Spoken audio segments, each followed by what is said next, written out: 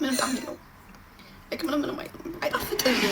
የውሃ ፎቢያ ያለብኝ እና ዛሬ ለመጀመሪያ ጊዜ አብራችሁ ውሃ ጠጣለሁ ማለት ነው።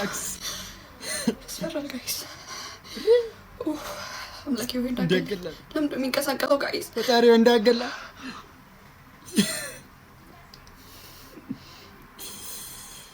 ዋይ ሳክስ ፕሮ ማክስ ትን እንዳይልሽ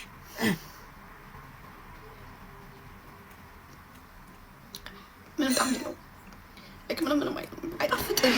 what the hell ማር ላድርግበት ጋይስ። ሻምቦ ጨመረችበት።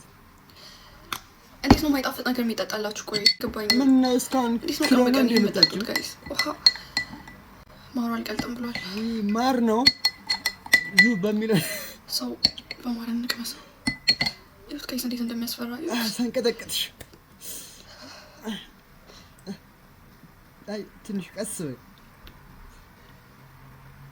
አሁን ይጥማል። ምን ሲያቀብጠኝ ነው? ቆይ ተመስገን። እንደዚህ አይነት ሳክስም ይቻላል እንዴ?